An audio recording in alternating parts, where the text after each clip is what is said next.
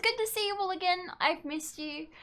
This is going to be a bit different. This isn't an edited video. I'm doing a reaction to the dev live stream for you all since it's been asked for. And I've definitely missed doing my Destiny videos, so I hope you enjoy it.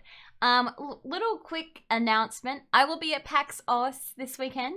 If you want to meet me, I can't really show you what I look like, but you'll see me around. If you just want to keep up with me on Twitter, I will post where I'm up to or where I'm hanging out. If you do want to meet me, come say hello. I would love to meet you. And yeah, but let's get right into the reactions because I am very excited about what's happening next with Destiny. Now, I do apologize. I am currently munching on my dinner while I eat this because I thought, what's the perfect time than to munch on dinner and watch something at the same time? So let's get into it. Is this where it starts? And today we're thrilled to get to welcome all of you into a very special stream talking a little bit about what's to come with Act 1 of episode Revenant, launching just next week on October 8th. And also we're going to go ahead and take a little bit more of a look further down the road and talk a little bit more about Codename Frontiers. But worry not, just like always, you don't have to listen to just me tell you all about it. We have some amazing folks from the Bungie development team here to go ahead and talk through it as well. Funny enough, it's been a while since this live stream. I haven't actually heard or seen anything about Destiny on my Twitter timeline. If you've tuned into our Into the Light streams in the past, the one and only Jerome Viernich, senior narrative designer here at Bungie. Jerome, how's it going? It's great. I'm glad to be here. How are you? Doing well, thank you. And welcome back again. For the folks that may not have seen you on this show before or had a chance to go ahead and check out the Into the Light streams, can you tell us just a little bit about who you are and what you do here at Bungie? Sure. I'm a writer on our fantastic writing team. So that About means, to say, his mic wasn't dialogue, working. Tending to the garden that is our lore and doing UI UX strings. The fun stuff. So you're the blank space filler. That's right. That's right. Press X. That's me. Okay, I hold down E personally, but we can discuss I don't. that That's later. not my department. That's all right. You know, we're crossplay friendly. It's okay. And then also sitting just next to him, someone who is joining us now in front of the camera, previously a member of our behind-the-scenes fire team, who does so much of our heavy lifting. The one and only Clayton Kisko, staff designer here at Bungie. Clayton, welcome.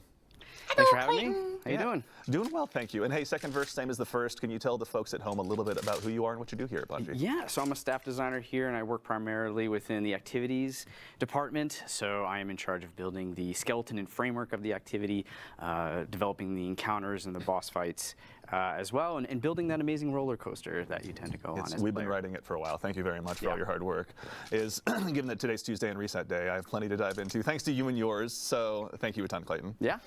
And sitting just next to him, someone that needs no introduction, but will still risk it anyway, just to make sure everyone's all caught up. The one and only the sandbox craft lead here at Bungie, the one and only Mr. Chris Proctor. Chris, how's it going? Good, thanks, Andy.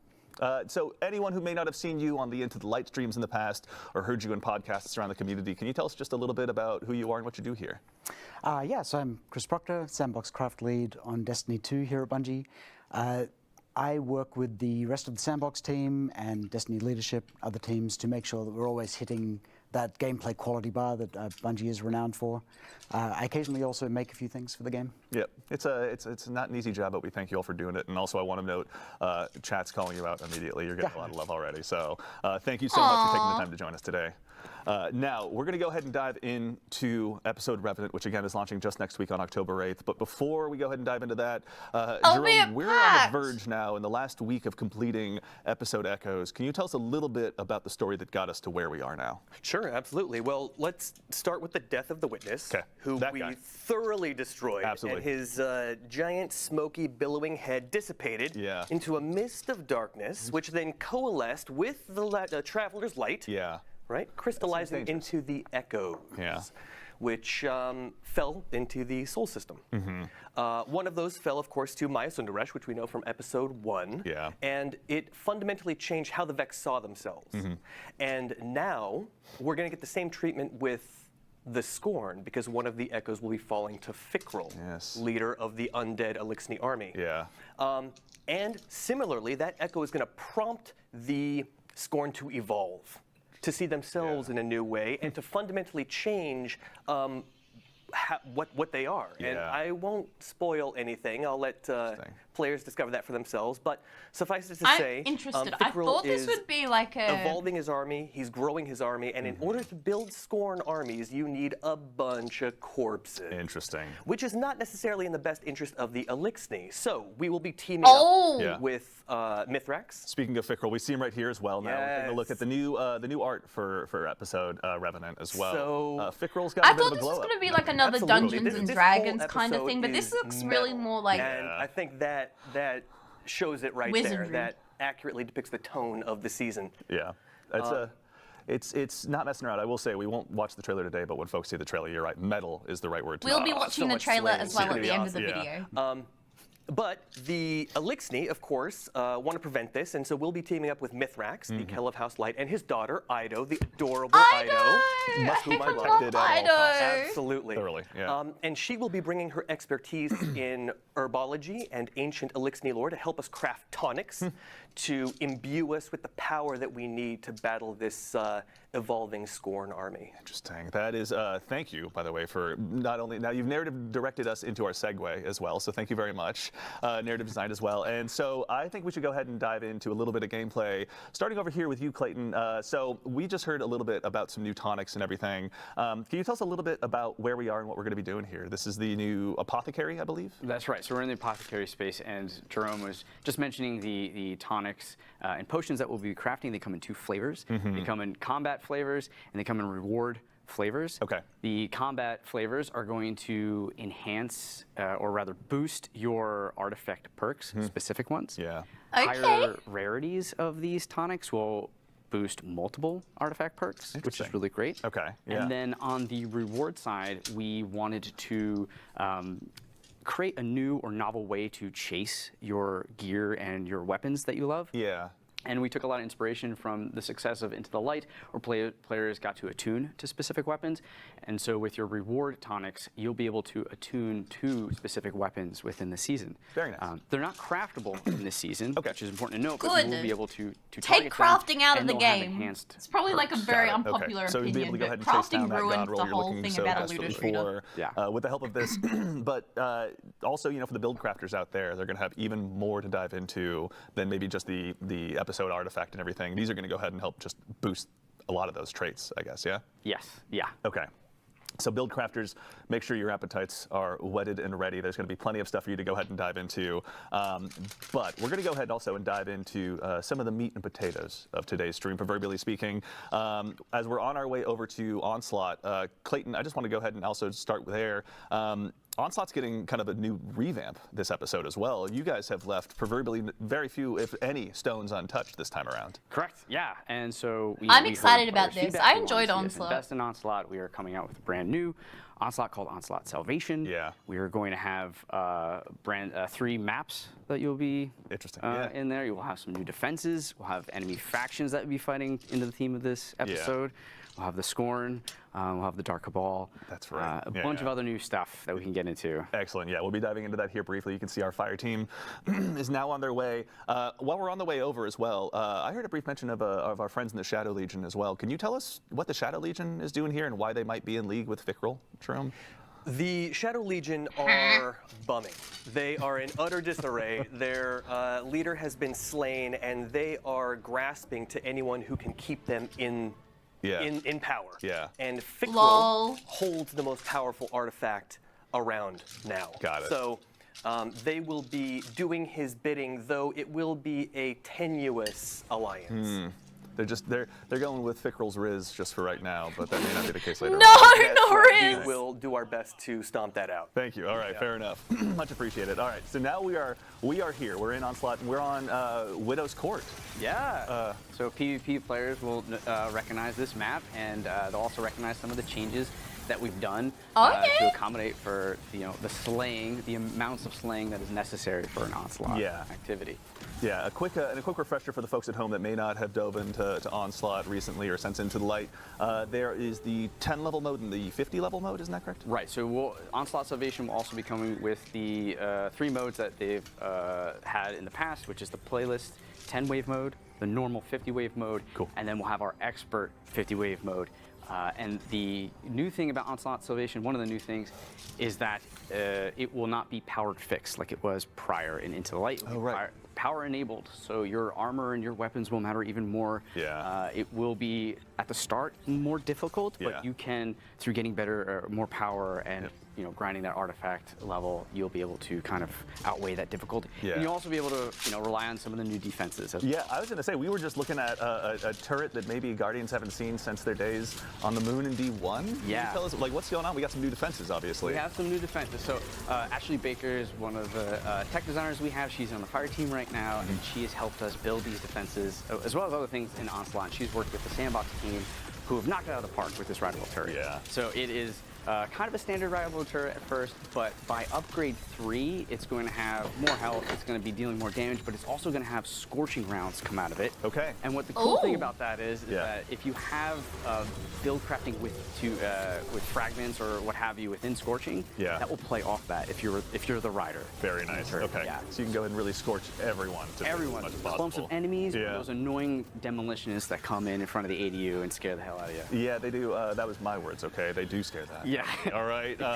So in the subject or in the topic of new defenses, so we're bringing back the turret from yesterdecade of Destiny, but also Yesterdecade. There's some other ones available as well. Can you tell us a little bit about maybe some new defenses that are on the way? Yes. So the other one that we have is the Airstrike, which will have 3 cannons when you purchase it, or upgrade it. They'll be replenished there. And what that allows you to do is essentially mark anywhere on the ground. Yeah. And when an enemy or enemies run over it, a giant beam, it will come down from the sky and obliterate your enemies. Yeah. I'm going to keep a little bit of the secret for higher upgrades. I want to reveal everything. That's fair. But there's some really nice upgrades. Nimbus liked that. We'll just go ahead and put that. There you go. Right? Yeah, exactly. Oh, Nimbus. Actually, so just to double check as well, with the airstrikes, it's not just you plant it and it fires. It actually has to wait for someone to kind of trigger that. Waits for someone to come over. Yeah. Nice. Okay. Much like the tripwire, which we are also updating. For Onslaught Salvation. We've heard the feedback about the tripwires, and we want to bring their value up a little bit more. So now they're going to be exploding with stasis slow fields. Yeah. And on higher upgrades, they'll be creating stasis crystals for you to play off of if you have a stasis build, stasis weapon. And then I'm happy to share that those updates will also be available in the original Onslaught as well. Very nice. Okay, so all the updates. Good, because it was not worth getting tripwires until like the final round when you had points to spend. As well. Just the tripwires, Very exciting. Okay, nice. Good to see. Yeah. While we're on the topic of stasis and obviously looking at our tools for destruction, Chris, I'd be remiss if I didn't try and bring up the new breach loading grenade launcher that our fire team here is getting a lot of use out of. There's obviously a decent chunk of new weapons arriving with Revenant, but let's start here. This is the new seasonal, or pardon me, episodic exotic? Yeah, this would be the season pass exotic. Yeah. It's the Alephanin stasis primary ammo grenade launcher. Yeah. So we've only had one primary ammo grenade launcher before, which is Fighting Lion. Which is getting buffed this season as well, really? Actually. It'll, that's right, yeah. Make enemies volatile when it hits them, so like some serious build crafting there, particularly in PvE. But anyway, I cannot wait. So this is a bit different in that it's also a projectiles travel in a straight line, so like mountaintop. Yeah. It hits pretty hard. But the exotic part of it is that as you defeat enemies, you will gather these remnants, which will fill up the exotic bar, which you can see in the HUD when people aren't dead. Yeah. The shade. Yes. Oh, they're an expert.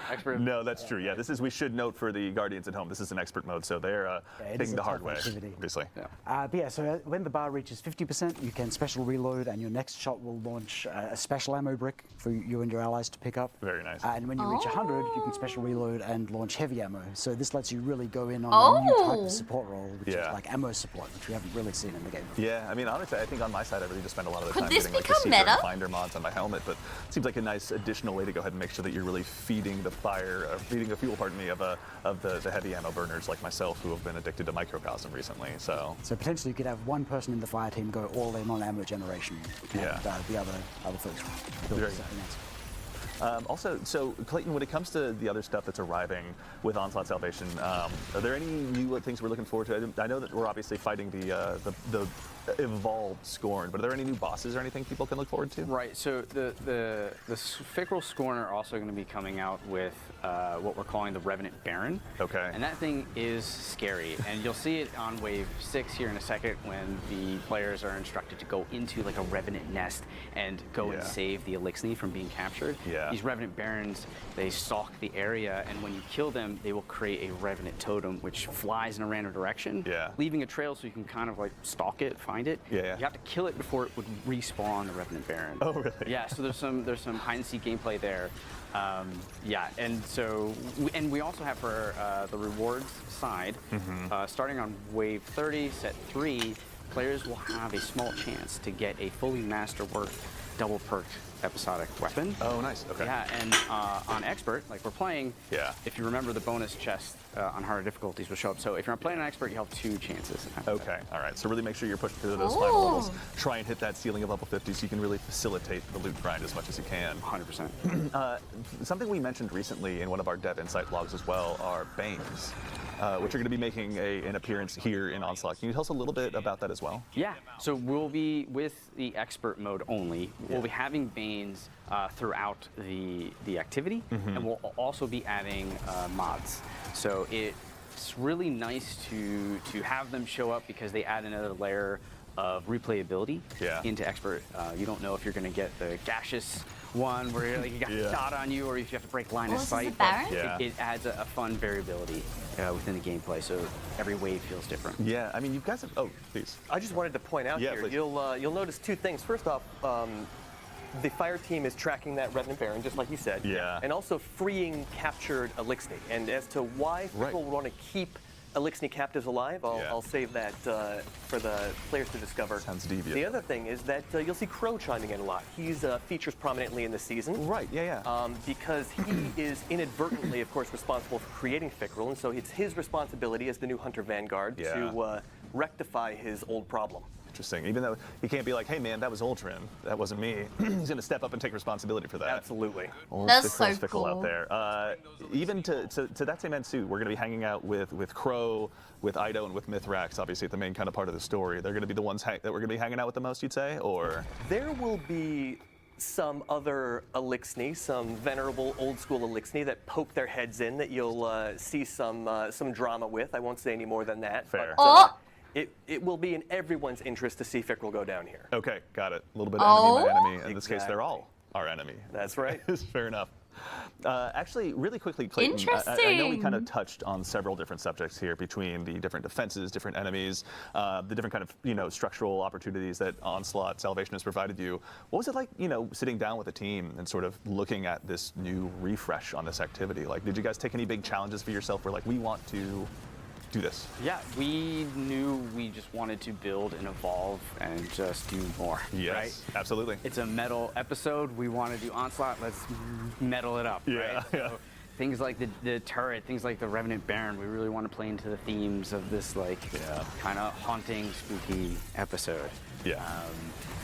And you're seeing that in the roll dart. You're seeing that in the different defenses and the mechanics that we're bringing in as well. Yeah.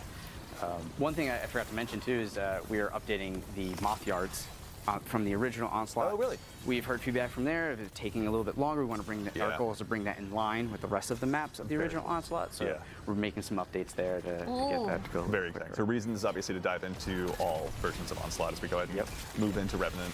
Yeah. Very exciting.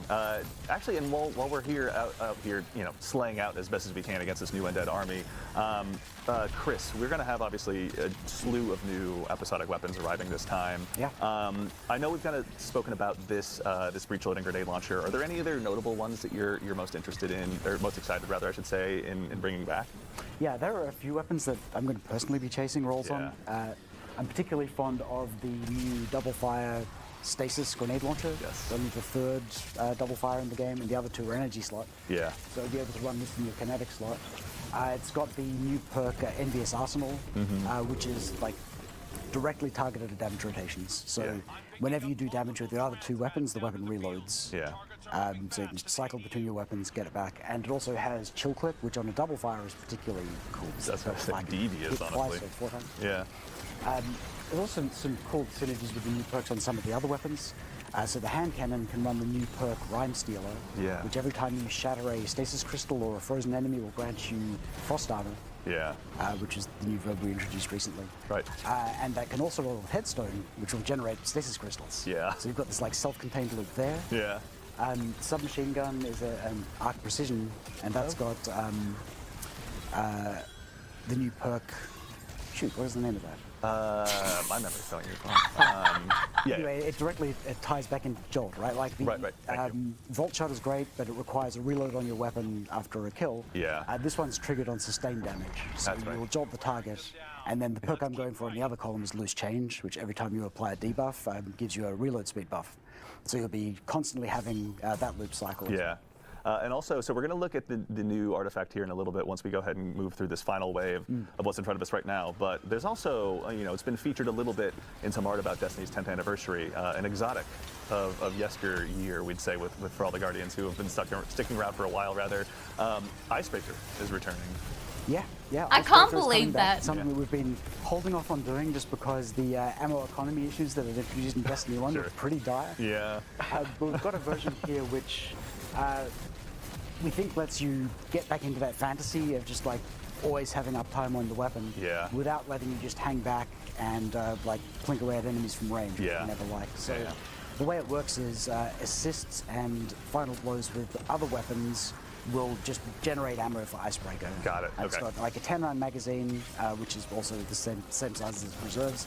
So the play is that in between boss damage phases or something, you and your team slay out, and as long as you're getting assists or kills, you'll come back in fully loaded. Got it. And in Destiny 1, there wasn't actually any ice to break, right? So this time we actually have a bunch of ice that you can break. I won't go into detail because we've got limited time. But fair enough. Okay. Ties deeply into this stasis episode will certainly be giving people a lot of reasons to break the proverbial ice by the sounds of it. No, that's very exciting to check out. Now, while we're still here, let's go ahead and check out the new artifact that's going to be arriving. We love getting a chance to show all of you folks this early, so you can go ahead and start your build crafting. But Chris, I know obviously last time around, if I had to kind of paint it with a meta I'd say rather it'd be very focused on sniper rifles, solar. If there was a similar theme for this particular artifact, what would it be? So it goes very hard into stasis. Like touches all of the stasis verbs. If you want to make a stasis build, you can amplify it in a bunch of ways. Here, we're also time to dust off the stasis build perks. So we've got overload grenade launchers, which is great. Like tagging those like super deadly overload champions. Also bringing back a variant of like everyone's favorite grenade launcher artifact perk, Breach and Clear. Oh, yes. So you can weaken enemies, and then when you boost it, you can get the second part of that old perk. Nice. We were saying earlier, you can boost artifact perks with the potion system. That's right, I also will admit I'm very selfishly excited to see Anti-Barrier Scout Rifle back. It's been so long. Anti-Barrier. I've missed it. Barrier Scout is great. I'm going to pretend like that's just for me, for my own benefit today. We're trying something a bit different with this artifact as well, in that, so the first column is all anti-champion mods, and the final column is all of the pinnacle ones, like the capstones for your artifact build. Right, But columns 2, 3, and 4 are roughly equivalent in power, which will let you mix and match them more freely instead of feeling like you have to like go for the top tier ones. They're all usable in builds. It's less of a linear escalation and more of just a mix and match in a lot of ways. Very exciting. Okay. Interesting. So there'll be plenty of opportunities for players to go ahead and amplify their builds, go ahead and really lean into one play style. If, again, you're like me and want to run double grenade launchers, this feels like a remarkably great season to be doing that, especially with the Fighting Lion buff. Thank you for sharing that with us. But I believe that actually wraps us up for this particular segment of Onslaught. But there's also a couple more things that I wanted to go ahead and tease for the arrival of Act 1. For starters, an old favorite strike is going to be making its return. The Inverted Spire is returning. But Clayton, it's not coming back exactly as people remember it, is it? Nope. We're taking an approach and adjusting all the encounters, and you'll see more Vex than what you're used to. That's true. I can confirm. My compatriot on the social media team, Mitch, showed me through it a little bit. The only thing I'll spoil is if you like death lasers, you're going to have a great time out there. No! I don't like death lasers! One more thing we wanted to add in. Arriving with Act 2, mind you, of Revenant, and I'm going to read this to make sure I get it right, inspired from a fan favorite activity from Destiny's past. We're going to go ahead and bring back an activity, but we're not going to tell you anything outside of that. So chat, speculate, let us know what you think. Go ahead and shout us out on Twitter or wherever it is you like to hang out online. with that, I think we're going ready to get ready for the next segment. But in the meantime, gentlemen, thank you so much for taking the time to join us and share a little bit of what's Destiny arriving 1 with raid? Revenant. I only ever did it once. I didn't like it that much. Thank you for having but us. everyone wants it back. It takes a lot to make me look good, so thank you guys for stepping up here and helping out. I appreciate it. I'm going to get crucified for this. Now, as we transition into our next stage, I want one of these. We've called in my notes the cool stuff segment, and I think it lives up to that. So we'll go ahead and show you a little bit more of what's to be arriving with Revenant, including what you're seeing here on your screen right now. This is the second earnable skimmer that's going to be arriving in Destiny 2. The aptly named, we'll wait for it to highlight, the Zerfboard. I was so glad that that was the name that stuck. As you can see, it features some very unique 9-style styling, inspired by Xur himself. Both top and bottom are very arted up. The top's obviously a little bit more visible here, but if you do a sweet front flip or back flip, if you're capable of it, you can go ahead and see all sides of it. Notably, this is going to be earnable. So if you go ahead and start saving up those strange coins now, it's going to cost you 97 of them. So if you're like me and spend your weekends spending all those extra strange coins at Xur to go ahead and get more rolls on your exotic class item, maybe save up for a week or two. Also, because I work here, I've started saving up already, spoiler alert. But the Zerfboard will be available with the arrival of Revenant. So make sure and go ahead and grab the first earnable skimmer since the Guardian games. In addition to that, we obviously have mentioned very recently that we're going to be having a new dungeon arriving with Revenant, and as a part of this, we're going to be doing a dungeon race in cooperation with our friends over at Twitch. I'll be in PAX! We've put the sign-up link out there. It's available on our social media channels or in the TWID, or if you prefer your URL's phonetic, it's bung.ie/Twitch Rivals. You can go ahead and Do I attempt this? Do I take my laptop with me and sit in the pub and just take on this new challenge, which will again also provide some additional chances for Bungie rewards. You can see here on screen, we've got a look at the hoodie that will be earnable along with the bracelet. But perhaps what's most interesting about the hoodie is that as a part of the dungeon race, if you're one of the top 3 teams to go ahead and cross that proverbial finish line, then we'll be able to ship out a special embroidered version with your gamer tag on it as well. So make sure and go ahead and dive on in and prepare to try and cross that finish line first. And now we're also going to take one quick look. That looks so cool. Is going to be arriving with Act 1 of Revenant as well. And if you all remember, you took a chance to vote on some armor sets for yourselves. So Hunters up first. You can see here we've got the Evil Wizard set. I myself am very looking forward to adding this to my collection. The Evil Gothic set is just going to only dial up more and more. Up next, our Friendly Neighborhood Warlocks. You've got this to look forward to, including what I think we affectionately refer to as probably the coolest pants we've all ever seen over here at Bungie. And breaking out from the crowd, the Good Wizards this time around. Titans, you went ahead and voted for it this way. You're going to have the chance to go ahead and add this into your arsenal as well. So make sure that you're prepared to go ahead and dive on into Festival of the Lost and grab this stuff once it's available. And I'm going to be doing that, so maybe I'm just projecting. But either way, make sure and get ready to go ahead and update your faction where you can. But now we get to move on to our second segment of the show, where we're going to go ahead and talk a little bit more about what's further on down the road. So we've talked about what's just around the corner. Let's look forward to frontiers. This is what I've been looking forward to. And here to help me discuss those topics today, that topic today as well, rather, are these two fine individuals to my left, which you've met at some point or another, but again, we'll make sure and introduce them to everyone out there in the crowd. We'll start with you first, Allison. Allison, how's it going? It's going so good. I'm bright-eyed and bushy-tailed. We're up so early. I'm doing well, thank you so much. Good. Allison, obviously narrative director here on Destiny at Bungie.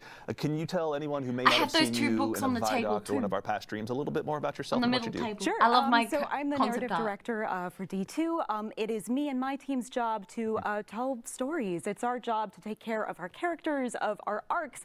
We make you laugh. We make you cry. We make you have feelings. I'm sending you my bill. Don't have to have my counseling bill. Day-to-day life. I was raised not to feel feelings, so it's a very upsetting experience when I do. Feelings are distressing. I understand. We also get to plan future things, planning ahead for the arcs to come. Yes. And the saga to come. I know, the whole new saga. We'll have a little bit to dive into as well today. I know, I'm so excited. And then also sitting next to her, Robbie Stevens, assistant game director here at Bungie, a man that I've not had a chance to interview since back in my Mixer days. But if you've tuned into these Bungie streams in the past, you've seen him as well.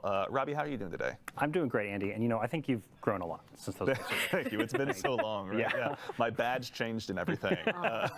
For the folks that may not know you, or may not know what a game director does, can you tell us a little bit more about yourself and what you do? Yeah, so one of the main things I do as assistant game director for Destiny 2 is I work on the creative direction and vision for where we're going with Destiny coming up in the future with Codename Frontiers. So I get to work with our game director, Tyson Green, and Allison Lurs, our narrative director, and a bunch of our other creative leaders on how we shape the future of Destiny to come. Very exciting, which we are going to be diving into now. I know we've obviously released some blogs about the Codename Frontiers stuff already. If you've been out on Bungie.net reading the Dev Insight blogs, there's been a good amount to dive into, but our friends over on the community team as well have been helping us kind of, read more into what the audience feedback has been and what the players are saying. And so we've had obviously some topics come up that I think we should just go ahead and dive on into. Let's party. Absolutely. Okay, that's the right attitude. Let's party! Let's party at this early in the morning. Always the answer I want to hear. So Robbie, we'll go ahead and start with you. Sure. One of the things we said is that these expansions are going to be medium-sized. Can you help us understand a little bit more about what that means? I'm nervous about the definitely. two. So expansions are changing going forward with Codename Frontiers. And expansions, so our philosophy behind this is moving from one really big, all-consuming tentpole moment that kind of takes all the oxygen in the room at one point in the year to two what we consider big tentpole moments happening in each year. And so those tentpole moments coming twice a year now are going to bring with them fresh content and new stories that are going to move the world of Destiny forward. And to answer your question directly, the way we're kind of looking at the size of these is similar to like Rise of Iron from Destiny 1, but this is happening like twice a year. Rise of Iron mentioned. So, what's kind of the reason we're talking about this, the rough shape of the box here that we're filling is that what comes with it is like each expansion is going to have its own unique version of a campaign and post-game experience that you can dive really deep into beyond the initial playthrough, similar to how things like the Dreaming City or the Pale Heart from the Final Shape had worked, where those beyond those initial campaign experiences, there's like further things to explore and secrets to uncover. And so making our expansions unique and deeply replayable is a big goal for us, in large part to support all the new gear and the new tiering of gear that we're putting into the game, right? And so it's one about, each of these expansions, again, they're going to tell a really compelling story as part of our next saga, but I really want to stress that they're also going to be unique experiences, unique campaigns and post games. Yeah, I know that's something like, I've kind of overheard some of the conversations where when it comes to these expansions as well, obviously the corollary we're using today is Rise of Iron, but like these are going to be brand new experiences, things that we just haven't released before in the past. Yes. Can you tell us a little bit about that? Are we bringing in Aphelions? Yeah, definitely. I would like to see the Aphelions. For Codename Apollo specifically, the first expansion coming up with Frontiers, you're going to journey to a Metroidvania-inspired destination, right? That's our guiding light for how we're creating this new location. Yeah. And so this new destination is going to feature a non-linear campaign that puts you, in the driver's seat of exploring its world and its story. So this is very different from the past where you're kind of following a very linear mission structure or line that's very simple in many ways. And Allison actually recently talked a bunch about this in a blog post. So when we made the decision to lean into that Metroidvania structure, we knew that the narrative structure had to match, had to complement that structure as well. And so the way that we're going to treat non-linearity in Codename Apollo is when you arrive at our destination, which is a new destination, you'll be able to decide if you want to go to Region D or Region C, or maybe you want to go check out B, because that's going to be where you get the ability that allows you to access Region A so you can talk to that character that you really like. We really want that sense of the player being in the driver's seat, of being able to decide where and how they want to explore and discover the secrets that we have in the world. And whichever of those different choices that you make doesn't negate the others. We want you to explore every crevice inside of the experience. And to help support that, we've structured our story in a complementary way. So we'll have the normal kinds of activity dialogue that you normally experience in a campaign, but there's also between 25 and 30 different threads of stories that you can discover and chain together after you complete an activity. There's so much richness to discover that we're creating. You see that little thread of that shining rock somewhere, you can really just afford to pull on it and just dive in by the sound Absolutely, of it. That's what we want you to do. Okay, that's awesome. So actually, let's go ahead and stay on the topic of story here for just a second as well. I think that there's been some conversations about the future of narrative Destiny, which has obviously been so central to the experience, so core to our characters and our stories. stories. It's the there's been only some reason concern I that keep maybe the coming new back. structure might not afford the opportunity for as much story in the past. Can you tell us a little bit about what you guys are planning and what that means? That would be news to me if it suddenly vanished. I like what Allison, I do. please stay. Yeah. Please don't let that. Yeah, exactly. Is this how we find out? No, story is destiny. Like what makes Destiny Destiny is that beating heart of story at its core. Yeah. That's not going anywhere. Yeah. The thing that this new structure allows us comes in two parts for story. Like part one is pacing. With these 2 tentpole beats a year, the feeling that the world is changing and growing and moving is going to come much quicker now, which means that we can move the plot along at a much quicker pace than we used to. Totally. Part 2 is focus. Because these are much more focused releases, we don't have to worry about padding the sides with a bunch of extra stuff to kind of fill in the space. Like, nope, we are zeroing in on exactly what each of these releases is trying to communicate. Yeah. And so that means we're going to tell a more focused story and with pacing that keeps up with what fans want. Yeah. I mean, it's also, too, it's interesting because, you know, obviously the narrative is one big part, the story you're telling, the words on the page. But another part of it, you know, given that we have the unique opportunity with a medium like video games, is how players interact with it. We've seen some comments online and some notable conversations about, you know, go talk to vendor X, head over to the holodeck and say hello to this other person, go back to vendor X and shake their hand one more time. Can you tell us a little bit about that structure, what you guys are planning on? Yeah, it drives us bonkers too. Yeah. No, we believe that everything should be questioned, right? Like we should be questioning that structure and we should be reinvestigating it. And starting with Revenant and especially when we get to Apollo, we're going to be deliberately shaking it up. By the time we get to Apollo, that loop, that pattern is more or less gone. We're shaking things up a lot. Yeah, I mean, Allison spoke to it earlier, but all those threads that you're pulling on, right? Like these are characters out in the world that you're exploring and discovering, right, as part of your journey here. Yeah. And so I it's hope not we get you rid going of to the it. same I'm so location where you sick of- expect to see Go someone back to hell. delivering Go a piece to of this one. information Go to you back to between, hell. you Go know, to this specific place. missions. It is like you exploring the world, finding these people, pulling on all these different threads in order to discover things within this weird and wonderful place. Exactly. The feedback is loud and clear. We want to keep the player out in the world, out and exploring, and get information to them for a change. Yeah. So we're listening. And also, I mean, I will say, Allison, you didn't arrive empty-handed. You've got some cool concept art to share with us as well. I brought some cookies. Okay. I brought some presents. Thank you. I brought some birthday presents. Happy birthday. Yeah, Happy birthday, everyone. Looking at concept art is always a joy. Exactly. It's a good way to go about it. It's better than I wrapping love paper concept covering a art. Show me, PlayStation. show me, show me, show me. Let's go ahead and take a look. So this is, we've got up on screen kind of one of our first pieces of concept art from the future. Can you tell us a little bit about what we're looking at here? No, I can't. On purpose. What I can tell you is that this is some concept art of our new destination, which, like I said, is a new place that we haven't been to before, which means that these people that you're seeing are people that we haven't met yet.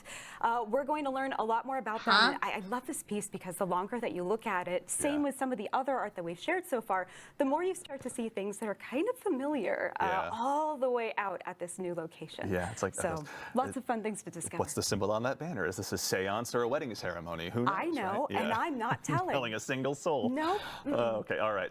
Plenty to dive into, including we've got another piece of concept art is here as well.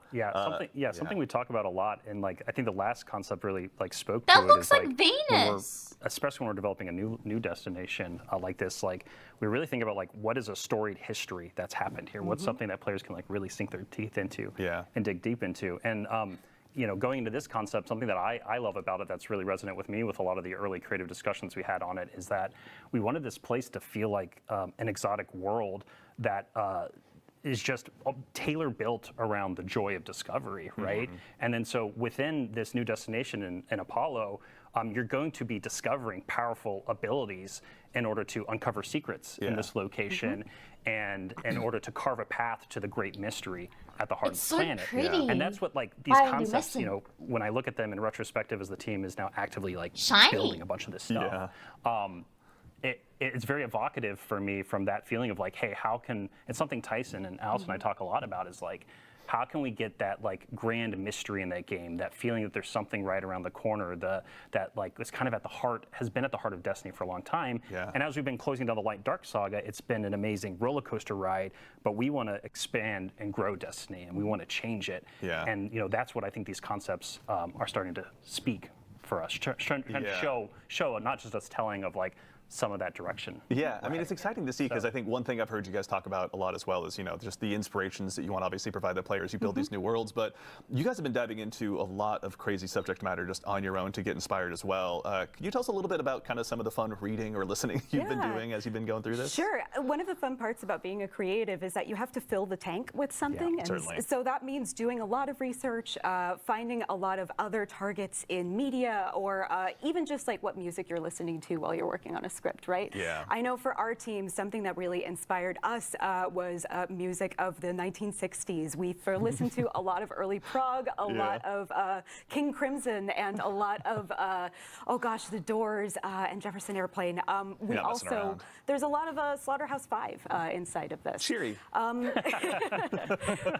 We love to look for inspiration outside of just games because there's so much in the world that can fill that tank and get us inspired for what's coming next. And we also look to television, of course, too. Oh, yeah. I mean, TV and movies is like, I talk about all the line. I mean, Olsson as the narrative director, much better at referencing text. I'm a little bit more of a visual guy. Is that the nice way to say that? Yeah. Okay, cool. All right, thank you. Social media and TikTok have rotted us all. They've just rotted me. True. But yeah, like when we talk about like all this inspirational media, like one of the things, Destiny also being a sci-fi game that we talked a bunch about was for Apollo was Scavenger's Reign. That's something that Allison, remember in early concepting we were talking about, and we're like, oh wow, I don't know media, any of that the TV stuff that show they're is so great referencing. because like it's familiar in some ways, but as you get closer and you really look at their world, it's really strange and different and weird and mysterious, and it really kind of just builds this halo of allure around it that is something that really spoke to us when we're thinking about like how can we introduce something new to the game at the top of Frontiers. That's exciting. All right, so there's obviously a lot of new inspirations. We had a chance to look at some concept art, but Allison, I got to put you on the spot just one last time. Do you have any other teasers for us or anything you can give us before we move on to the next subject? I got a weird one. Okay, even better. Okay. So imagine going to a mansion, like a really nice, really big fancy house. Okay, and not just in the tutorial to Tomb Raider. No, Okay, like a nice. Okay, thank you. Yeah, So you're going in and looking at like a parlor room or something, and maybe the owner of the house tells you there's a secret door somewhere in here, and you're looking around and you can see the door that you came through, and you can see the window, but it kind of looks like a dead end, like there's nothing in here. And everyone knows that a good secret door comes from like behind a bookcase. Right. Like you go up to a bookcase and pull on a book or a little statue that's been in front of your face the whole time, but you just haven't had the focus on it yet. And if you pull on that, it opens up the secret door, and suddenly what was a dead end looks like an entryway. Yeah. And that's what this saga is. Okay, that's very exciting. And it won't be like Young Frankenstein where I get stuck in the door. You will not get stuck in the door. No, I will not let anyone get stuck inside the door. Or Matthew McConaughey behind the bookcase. Murph. Okay, all right. Thank you again, Allison, so much. There's obviously a lot of cool stuff to dive into, but we'll let you and yours keep crafting. But we've got also one more subject as well. Robbie, I'd love to bug you about one more thing, Please. if that's all right. Yeah. So we've seen some feedback on reward tiers and how there might not be enough variation in loot for players to go ahead and get encouraged to go ahead and keep chasing down more gear. Can you tell us a little bit more about what you're all building right now and kind of what that means to you?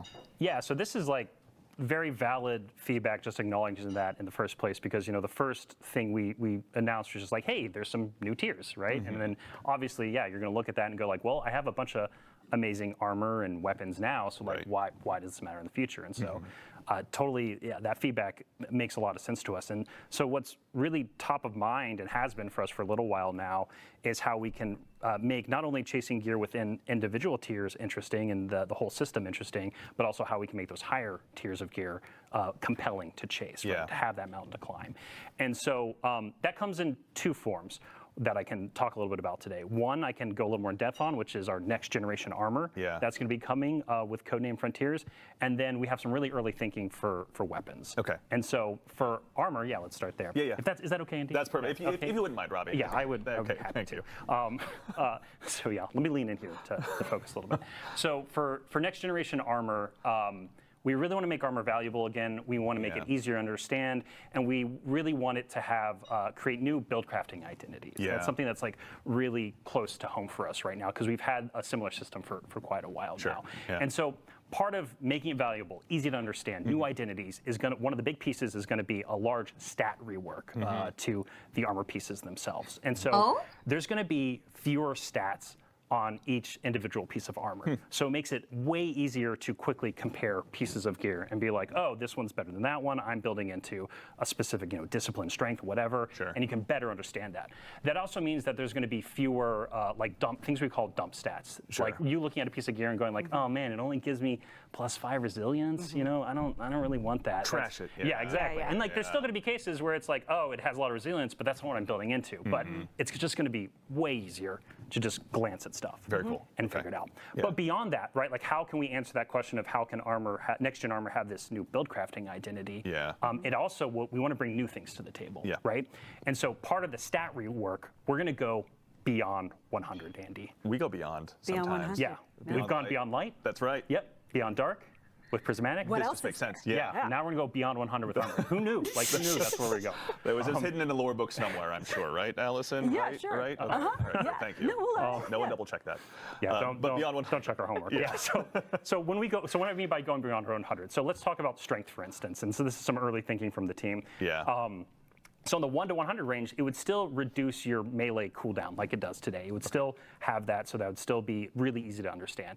But then from that 101 to 200 range, beyond 100, every point into strength at that point would then give you a chance in order to activate a second melee when power melee becomes charged. So basically you get double melee. You get to double throw your shields or double throw your knives or throw whatever warlock space magic stuff they throw in. I don't play warlocks. I'm a hunter. Yeah, I get it. I can't jump, sorry. Withering blades for days, that's it. But really, like, the key thing to there, right, is like that starts to create an identity for what you want to build craft into that's very different than just like, oh, hey, yeah, I'm building in a melee, lower cooldown, that's cool. But now you can start build crafting into like, okay, I'm going to regularly, especially at the higher end, start to get double melee charges, right? And so the other thing we're considering right now is also renaming that stat from strength to melee so that it's just very specific when you look at the gear and kind of like know what it's cut right to that chase, right? Yeah. Another big thing that's coming with next generation armor to the game is set bonuses. And so this is something, I know, right? Yes. Yeah, like they're back. So ready. We've done like some small versions of it in the past that have been like individual releases, but we're looking at this as like a holistic new system that's coming with pretty much every piece of new legendary armor set that we create starting with Frontiers. And so these set bonuses are going to come in the form of wearing 2 or 4 pieces of a 5-piece set.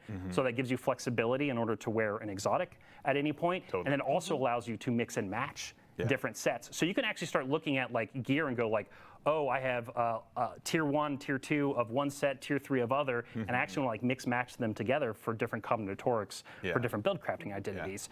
I'm getting like really deep into the weeds here, but the thing that's like really exciting about this is that like one of the perks the team is playing around with that these new set bonuses could give you could be one that's built all around like Tex Mechanica style play, which is like all about hip firing, right? And all about that yeehaw. And then like the more you build into that, you're going to be buffing your Tex Mechanica weapons. And so that's just like one example. But yeah, it's the whole space is just going to like really expand and just become a lot easier to manage in your head and also build complexity into. And so I'm super stoked for it. No, you guys obviously have been doing a lot of great stuff. So we've touched on armor here briefly.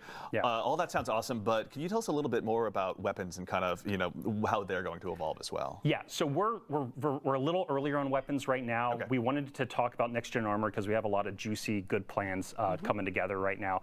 But for weapons, the thing I can say is that like in the game today, we have higher tiers of weapons to chase, like adepts and raid weapons, right? And so those things with them come with exclusive perks that basically, cut above the noise of other weapons you might be earning in any individual release. And so we know from the tiering perspective of weapons themselves that like, hey, we already have this kind of touchstone for us that we see that works pretty well.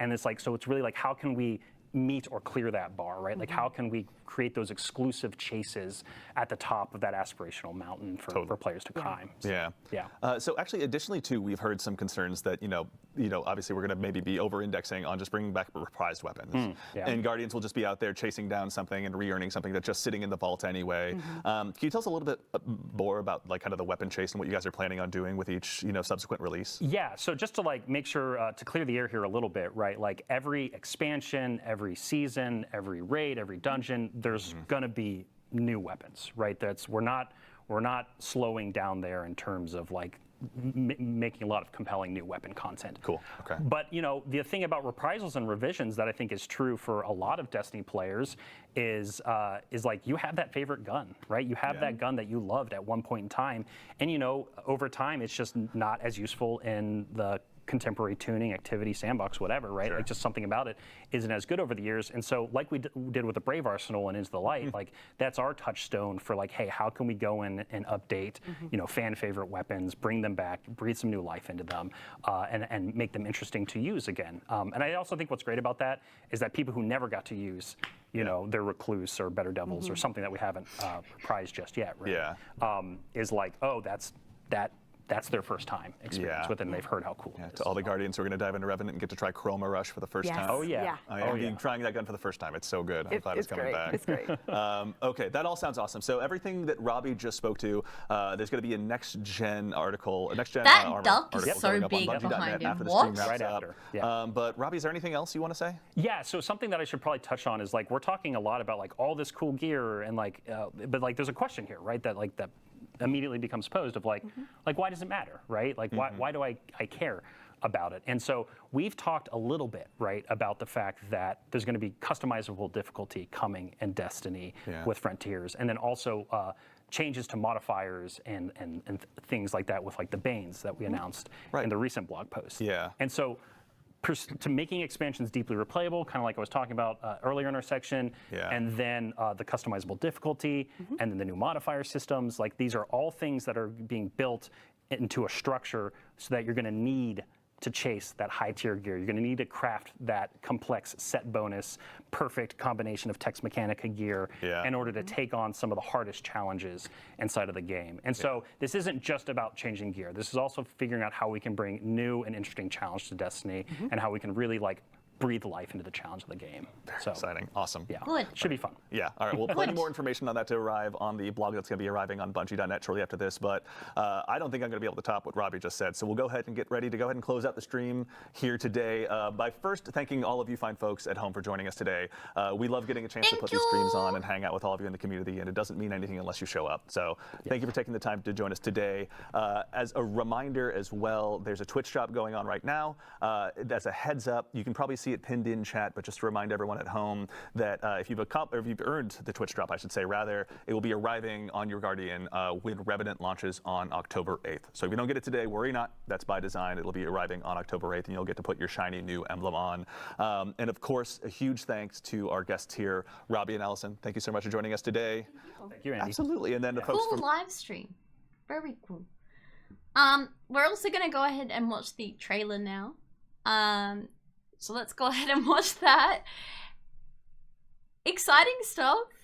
I'm hoping it'll keep me staying with the with Destiny. I don't want to give it up. Yeah, let's watch this trailer.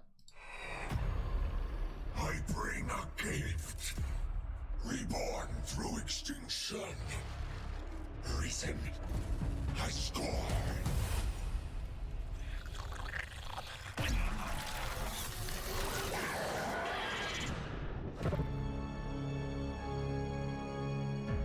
A new species of scorn are hunting Elixni across the system. Once he finds it, it's too late.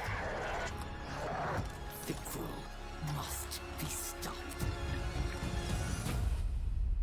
Stand against those who would cast us into ruin. Defend our people. But against the dead, killing is not enough.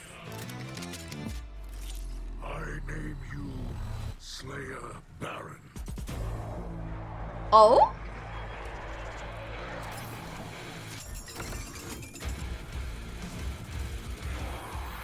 They weren't kidding. Carve a future for the living from the bones of the dead.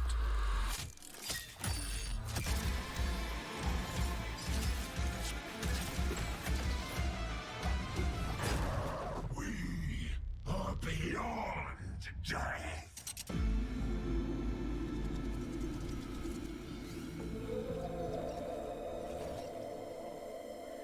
Oh my god. That raid is coming back. I've forgotten the name of the raid. What's the... I've forgotten the raid. Wrath of the Machine. Wrath of the Machine's coming back. I'm calling it now. That is a Wrath of the Machine song. I swear. That is a Wrath of the Machine song. Where is my Destiny playlist? Where is it? Where is it? I have so many playlists. My Destiny playlist. Is it this one? Is this one it? Where is it? Where is it? Where is it? Where is my favorite? Where is it?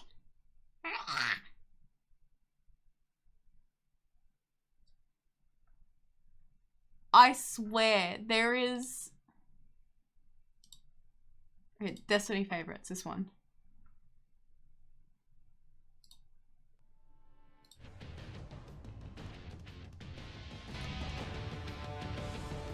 That sounds so similar to Siege Engine.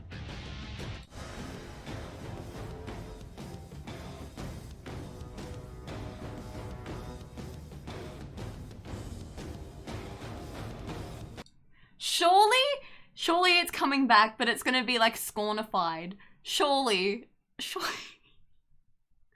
Yo, that was so cool, but it's like an infection.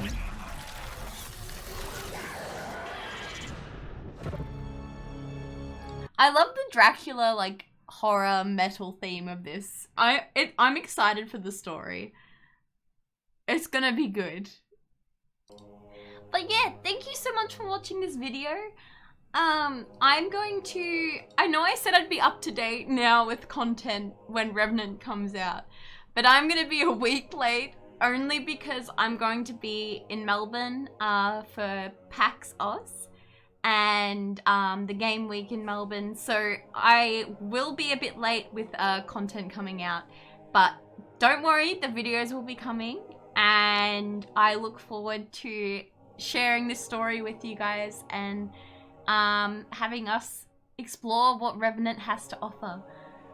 Again, thank you so much for watching. It means the absolute world to me, and I will see you guys all in the next video. Bye bye!